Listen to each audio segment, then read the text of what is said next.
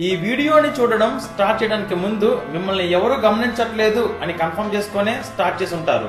వేశ్య అనే పదం వినగానే కొంచెం సరదా, కొంచెం సరసం, కొంచెం ఉత్సాహం కలుగుతుంది. ఆ ఎక్స్పీరియన్స్ ఏదో థ్రిల్లింగ్ గా ఉంటుందేమో అని మనం అనుకుంటాం. ఎందుకంటే మనం మన కుర్చీలో కూర్చొనే లోకాన్ని చూస్తుంటాం. ఒక్కసారి మనం వాళ్ళ కుర్చీలో కూర్చొని లోకాన్ని చూస్తే మనం బ్రతికుండగానే వేరే లోకంలో పుట్టినట్టు అనిపిస్తుంది. మన సమాజం ఎలా ఉంది అని కొంచెం ఆశ్చర్యానికి, కొంచెం ఆవేదనకి, కొంచెం అసహ్యానికి లోనవ్వకుండా ఉండలేము. ఈ వీడియో చేయడం కోసం నేను కొంచెం రీసెర్చ్ చేశాను. కొంతమంది ప్రాస్టిట్యూట్స్ తో మాట్లాడాను. నేనేం తెలుసుకున్నానో వాళ్ళు నాకేం చెప్పారో ఇప్పుడు మీ ముందు ఉంచుతాను. Hi everyone, this is Vikramaditya and welcome to my channel.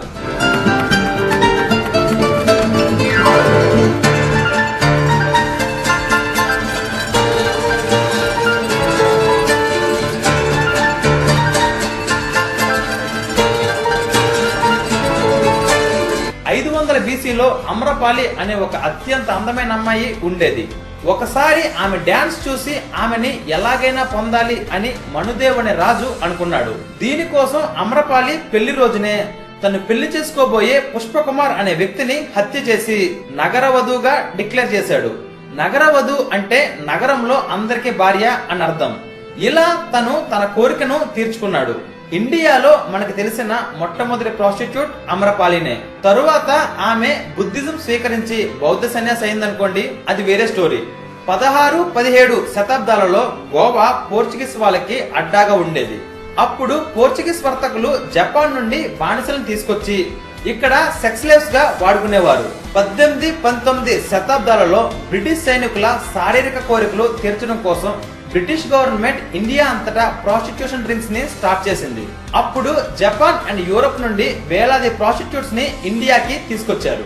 ముంబైలో ఉన్న రెడ్ లైట్ ఏరియా, కలకట్టాలో ఉన్న సోనాగాచి, న్యూఢిల్లీలో జీబీ రోడ్ లో ఉన్న బ్రోతల్ హౌసెస్ అన్ని కూడా అప్పుడు బ్రిటిష్ వాళ్ళు స్టార్ట్ చేసినవే. 10వ శతాబ్దంలో ఇండియాలో ఉన్న దేవదాసీలు దేవుడి కోసం పాటలు పాడి డాన్స్ చేసేవారు. వాస్తవానికి అప్పటి సొసైటీలో గుడిలో ఉన్న ప్రధాన పూజారి తర్వాత రెండో స్థానం దేవదాసీలకే ఇచ్చేవారు. వాళ్ళకి అప్పటి రాజుల నుండి పెద్ద మొత్తంలో ధన సంపదలు ఆదాయంగా వచ్చేవి. తరువాత కాలంతో పాటు రాజులు రాజ్యాలు పోవడంతో ఆ దేవదాసీలు గుడిలో ఉన్న పూజారులకు, ఊర్లో ఉన్న పెద్ద పెద్ద భూస్వాములకు శారీరక కోరికలు తీర్చేవారిగా అయిపోయారు. బ్రిటిష్ రూల్ వచ్చిన తర్వాత వాళ్ళు కంప్లీట్ గా ప్రాస్టిట్యూట్స్ గా మారిపోయారు.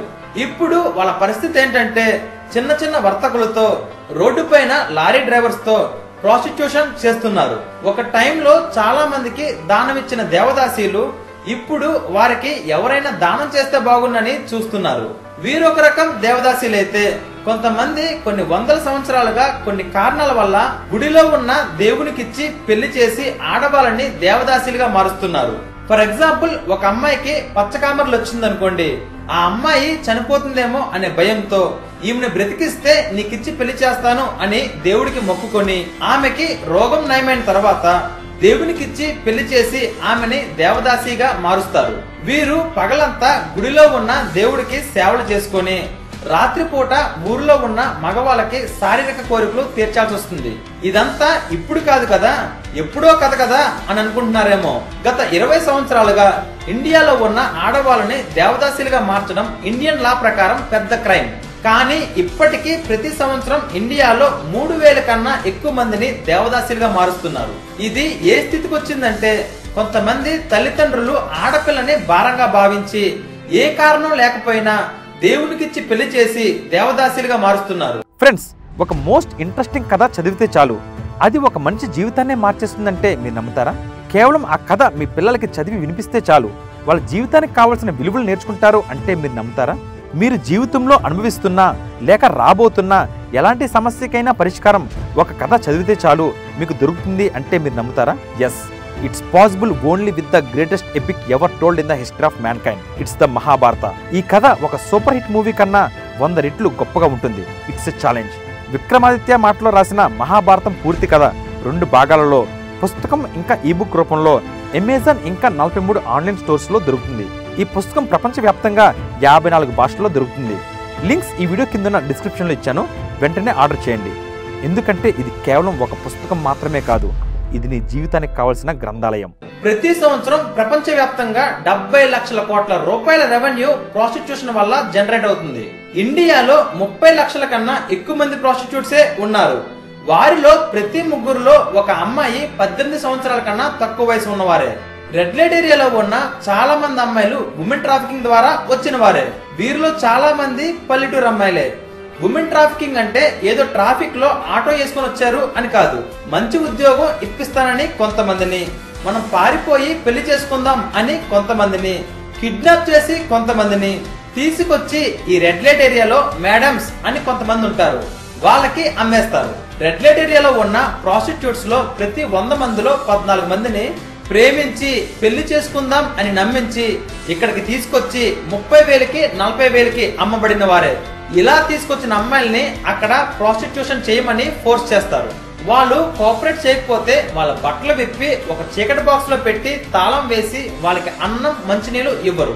ఇలా ఒక్క బ్రోతల్ హౌస్ లో దాదాపుగా 10 నుండి 20 వరకు చీకటి బాక్సెస్ ఉంటాయట. మీకు తెలుసా, ఏ ఏనుగు ఒక చిన్న స్టూల్ పైన నుంచొని బ్యాలెన్స్ చేయదు. జంతువులన్నిటికీ నిప్పంటే భయం. అయినా అవి సర్కస్ లో మండుతున్న రింగ్ లో నుండి దూకుతాయి. అక్కడి ట్రైనర్ ఏం చేస్తాడంటే ఈ జంతువులన్నిటినీ తీసుకొచ్చిన కొత్తలో వాటికి సంఖ్యలు వేసి తిండి పెట్టకుండా కొట్టి వాటికున్న విల్ పవర్ ని, స్పిరిట్స్ ని చంపేస్తారు. అవి ఆకలికి తట్టుకోలేక ఆ ట్రైనర్ చెప్పినట్టే చేస్తాయి. అలానే అక్కడి అమ్మాయిల పరిస్థితి అదే. వాళ్ళని ఆకలితో మార్చి కర్రలతో కొట్టి వాళ్ళకున్న విల్ పవర్ ని చంపేస్తారు. వేరే దిక్కు లేక ప్రాస్టిట్యూషన్ చేయాల్సి వస్తుంది. ఒక్కసారి అక్కడ చిక్కుకున్నాక తప్పించుకోవడం అసాధ్యం. రెడ్ లైట్ ఏరియాలో 6 నెలల వయసున్న అమ్మాయిని కూడా కొంటారు. వాళ్ళని 10 ఏళ్ల వయసు వచ్చేదాకా పెంచుతారు. తరువాత వాళ్ళకి స్టెరాయిడ్స్ ఇచ్చి పెద్దవాళ్ళలా కనిపించేలా చేసి వాళ్ళ చేత ప్రాస్టిట్యూషన్ చేస్తారు. వాళ్ళు 10 ఏళ్లలో ఇన్వెస్ట్ చేసిన డబ్బు ఒక 6 నెలల్లోనే తిరిగి వస్తుందని చెబుతారు. మన దేశంలోనే కాదు, ప్రపంచంలో ఉన్న అన్ని దేశాల్లోనూ ఇదే పరిస్థితి. ISIS టెర్రరిస్టులు అయితే వాళ్ళు ఏదైనా ఒక ఊరు పైన అటాక్ చేసి అక్కడ మగవాళ్ళందరినీ చంపి ఆడవాళ్ళని సెక్స్ స్లేవ్స్ గా పంచుకుంటారు. ఒక్కో టెర్రరిస్ట్ 2-3 ఆడవాళ్ళని పంచుకొని వాళ్ళని ఎన్ని విధాలుగా కుదిరితే అన్ని విధాలుగా హింసించి తరువాత వేరే టెర్రరిస్ట్ బానిసను ఈ అమ్మాయినిచ్చి ఎక్స్చేంజ్ చేసుకుంటారు. సగటున ప్రతి అమ్మాయి ఒక్క నెలలో 20 సార్లు 20 టెర్రరిస్టుల మధ్యన ఎక్స్చేంజ్ అవుతుందట. ఒకవేళ వాళ్ళు కోఆపరేట్ చేయకపోతే బ్రతుకుండగానే పెట్రోల్ పోసి వాళ్ళని కాల్చేస్తారట. వాళ్ళ అవసరం తీరిపోయిన తర్వాత వాళ్ళని మార్కెట్ లో $100 నుండి $200 కి అమ్మేస్తారట. నేను మాట్లాడిన ప్రాస్టిట్యూట్స్ లో ఒక అమ్మాయి ఏమందంటే, సిటీలో షాపింగ్ మాల్ లో నెలకి 15,000 రూపాయలు జీతం ఇప్పిస్తానని ఒక ఆంటీ వాళ్ళ పేరెంట్స్ ని కన్విన్స్ చేసి సిటీకి తీసుకొచ్చిన తర్వాత ఆమెని బ్రతిమలాడి భయపెట్టి నీ ఫ్యామిలీకి ఉన్న అప్పులన్నీ తీర్చేయచ్చు అని కన్విన్స్ చేసి ఆమెని ప్రాస్టిట్యూషన్ లోకి దింపిందని చెప్పింది. మరో అమ్మాయి ఏం చెప్పిందంటే, మేము సుఖపడిపోతూ వేలాది రూపాయలు సంపాదిస్తున్నాము అని అందరూ అనుకుంటారు, కానీ మా దగ్గరికి మహేష్ బాబు, రామ్ చరణ్ తేజ్ లాంటి వారు రారు. ఆడవాళ్ళు కనీసం చూడడానికి కూడా ఇష్టపడిన మగవాళ్లే మా దగ్గరికి వస్తారు. వచ్చిన వారు మమ్మల్ని అసభ్యకరంగా మాట్లాడతారు, శారీరకంగా హింసిస్తారు అని చెప్పింది. మరో అమ్మాయి, అన్నా నేను ఈ రోజు ఇప్పటి వరకు 7 దగ్గర నా శరీరాన్ని తాకట్టు పెట్టాను. ఇప్పుడు నీ దగ్గరకు వచ్చేటప్పుడు కూడా అక్కడ ఎంతమంది ఉంటారో అని భయపడ్డాను. నేను దీనిలోకి వచ్చి 6 నెలలైంది. ఆ రోజు నుండి ఈ రోజు వరకు రోజు నేను పొద్దు కడుపులో నొప్పితోనే పడుకుంటున్నానన్నా అని చెప్పింది. నేను మాట్లాడిన ప్రతి అమ్మాయి తన ఫ్యామిలీ అప్పుని తీర్చడం కోసమో, రోగంతో ఉన్న తన భర్తని కాపాడుకోవడం కోసమో, తన కుటుంబం తనని వదిలేస్తే తన పిల్లల్ని చదివించుకోవడం కోసమే ప్రాస్టిట్యూషన్ చేస్తున్నారు. ఇదే విషయం నేను ఒక ఫ్రెండ్ కి చెప్తే వాళ్ళ సంగతి సరే, మరి సన్నీ లియోన్ ఉంది, ఆమె ఎందుకు అలా చేస్తుంది అని అడిగాడు. Sunny Leone is not a prostitute, తను ఒక పోర్న్ స్టార్. నాకున్న అసెట్ నా నాలెడ్జ్, దానితో నేను ఎలాగైతే వీడియోస్ చేస్తానో, సన్నీ లియోన్ కున్న అసెట్ తన బ్యూటీ, దానితో తను వీడియోస్ చేస్తుందంతే. నా వరకు నేను సన్నీ లియోన్ ఒకటే ప్రొఫెషన్ చేస్తున్నాం. ఫ్రెండ్స్, ప్రాక్టికల్ గా మాట్లాడుకుంటే వ్యభిచారం అంటే శరీరంతోనే చేయడం కాదు, మన మనసులో మన భార్య కాని వేరే వ్యక్తిని ఊహించుకున్నా అది వ్యభిచారమే. దానినే మానసిక వ్యభిచారం అని అంటారు. ఇలా చెయ్యని వారు ఎంతమంది ఉంటారు అని లెక్క పెడితే ఇండియా మొత్తం మీద 100 మంది కూడా ఉండరు, ఆడ మగ కలిపి. అఫ్ కోర్స్ ఈ వీడియో చూస్తున్నా మీరు ఖచ్చితంగా ఆ 100 మందిలో ఉంటారనుకోండి. నాకు అనిపిస్తుంటుంది ఎదుటివారి క్యారెక్టర్ ని జడ్జ్ చేసేంత గొప్ప క్యారెక్టర్ ఇక్కడ ఎవరిది లేదని. ప్రాస్టిట్యూషన్ చేస్తున్న వారిలో మాక్సిమం అందరూ ఫ్యామిలీ సపోర్ట్ లేకపోవడం వలనో, మోసగించబడడం వలనో, వాళ్ళ ఇంట్లో మగాడు చేతగానివాడు అవడం వలనో, ఎడ్యుకేషన్ లేకపోవడం వల్ల, లేక ఆ దేశంలో గవర్నమెంట్ ఫెయిల్ అవడం వల్ల మాత్రమే ప్రాస్టిట్యూట్స్ గా, సెక్స్ లవ్స్ గా మారుతున్నారు. ఈ వీడియో వల్ల నేను ఏ మార్పు తీసుకురాలేను, ఎందుకంటే నాకు పవర్ లేదు. ఏ కంప్లైంట్ ఇవ్వలేను, ఎందుకంటే చట్టం తన పని తను చేసుకుపోతుంది. కానీ 2 విషయాలు చెప్పదలుచుకున్నాను. మన కుటుంబాలు చాలా విలువైనవి. ఎంత పేదరికంలో అయినా మన సపోర్ట్ మన వాళ్ళకు ఉండాలి. ఇక రెండోది, వాళ్ళు చేసే వృత్తిని బట్టి ప్రాస్టిట్యూట్స్ ని చిన్న చూపు చూడొద్దు.